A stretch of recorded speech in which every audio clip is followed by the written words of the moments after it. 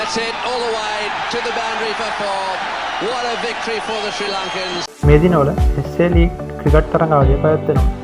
එහිදී සන්රයිසර්ස් ඉස්ටර්න් කේප් සහ පාල් රොයල්ස් කණ්ඩායම් අතර පැවති තරඟයේදී සන්රයිසර්ස් කණ්ඩායම වෙනුවෙන් ශ්‍රී ලංකා ක්‍රීඩක තරඳු රත්නායක පන්දු යැවීමෙන් සුවිශේෂී දක්ෂතාව දැක්වීමට සමත් වුණා. ඔහු පන්දු අර 2යි පන්දු 5ක් යවා ලකුණු 9කට කඩු 2ක් බිඳ හැලීමට සමත් වුණා. තරඳු රත්නායක වැනි ක්‍රීඩකයින් තාමත් මෙරට ක්‍රීඩා බලධාරීන්ගේ හරිහැටි අවධානයට ලක් වී නොමැතිව තිබියදී ජාත්‍යන්තර ලීග් තරඟාවලියකදී මෙලෙස දක්ෂතා අතර පැමිණීම සුවිශේෂී කරුණකි.